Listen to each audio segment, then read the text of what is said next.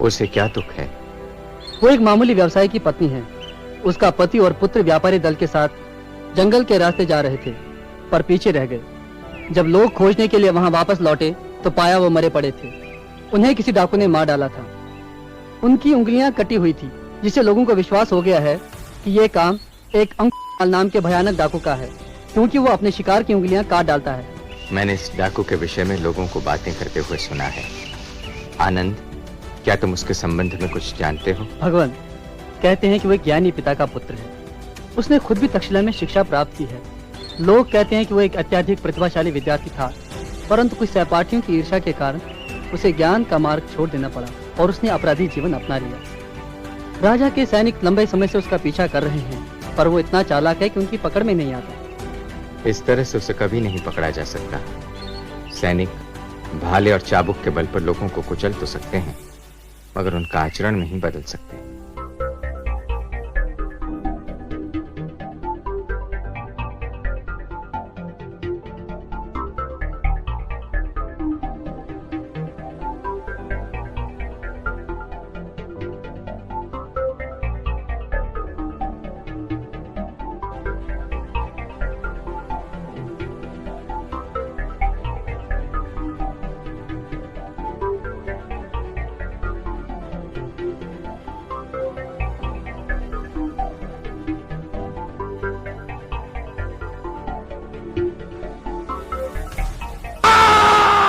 वहीं रुक जाओ भिक्खू, और आगे ना बढ़ना। क्या कह रहे हो तुम?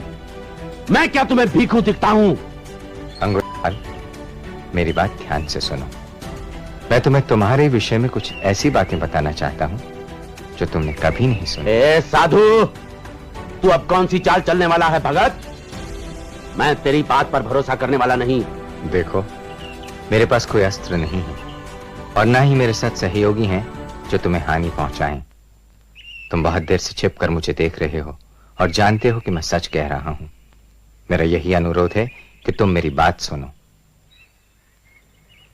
ठीक है, बोलो। तुम्हें आश्चर्य हुआ जब मैंने तुम्हें भिक्खू कहकर पुकारा, परंतु मैंने ऐसा इसलिए कहा क्योंकि तुमने कभी अपनी आत्मा की ओर नहीं देखा है। कभी यह अनुभव नहीं किया कि तुम्हारे भीतर कहीं एक भला आदमी भी है जिसमें दया की भावना है, ठीक उसी तरह जैसे कोई भिक्खू चाहता है। पक पक बंद करो। मेरे समूचे जीवन का उद्देश्य है लोगों की हत्या करना और समृद्ध होना। जीवित लोगों का मेरे लिए कोई मतलब नहीं है। फिर भी मैं कहता हूं, समाज और लोगों के बीच तुम्हारा स्थान है। समाज? क्या जानते हो तुम समाज के बारे में? तुम स्वयं एकांत में रहने वाले हो। पीड़ा और अपमान के बारे में तुम जानते ही क्या हो? शायद उतना नहीं जितना तुम जानते हो। मैं जानता हूं कि तुमने बहुत दुख सहे हैं, मगर इसका हल यह नहीं है कि तुम लोगों के जीवन में दुख पैदा करो और अपने लिए नर्क का मार्ग तैयार करो। सोचो, किसी आदमी की हत्या करने के बाद क्या तुम्हारे मन में यह इच्छा नहीं हुई कि तुम उसके शव के सामने खड़े होकर रो? और कितनी ही बार इस जंगल के भयानक एकांत में तुमने अपने आंसुओं को नहीं रोक लिया है? और अभी वो कैसे बाहर आने के लिए संघर्ष कर रहा है। उसे बाहर आने दो अंगुली, उसे रोको मत। आंसुओं को बहने दो, उसे मत रोको।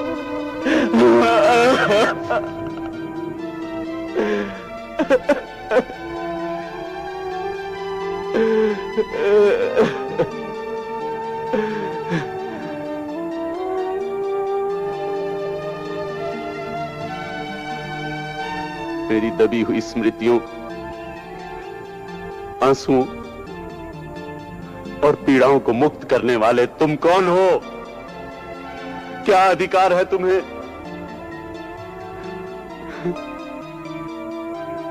वर्षों से मैंने अपने चारों ओर घृणा की दीवार बनाकर रखी थी। अपने भय बंद करके छिपा के रखे थे। तुम पास आए और अपने कुछ शब्दों और एक स्पर्श से ही उस दीवार को तोड़ दिया।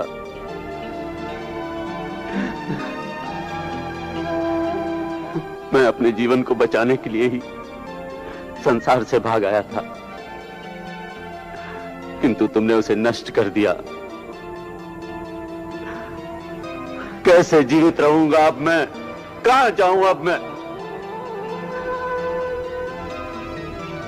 मेरे रास्ते में आने वाले अभियोगी, तू है कौन? बोल, कौन है तू? मैं गौतम बुद्ध हूं। मेरी शरण में आओ, वहीं तुम्हारा उद्धार है।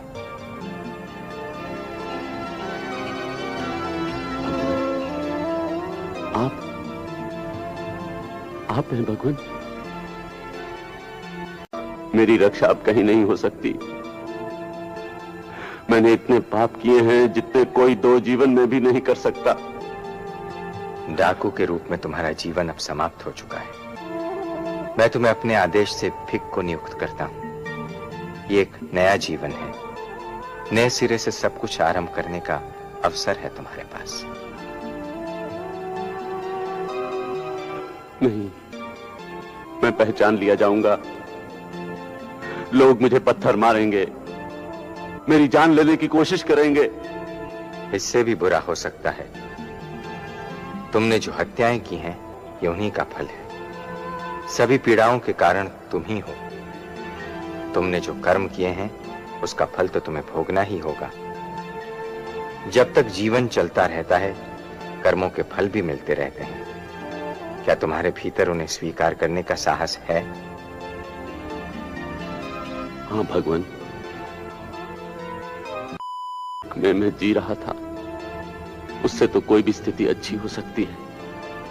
तो फिर आओ अंगुलीमाल, फिर से मनुष्यों के संसार में लौट चलो।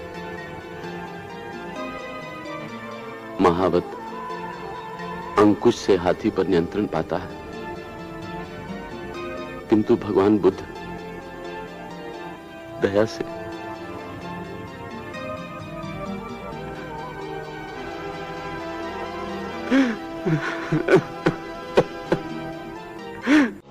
धम्मं शरणं गच्छामि।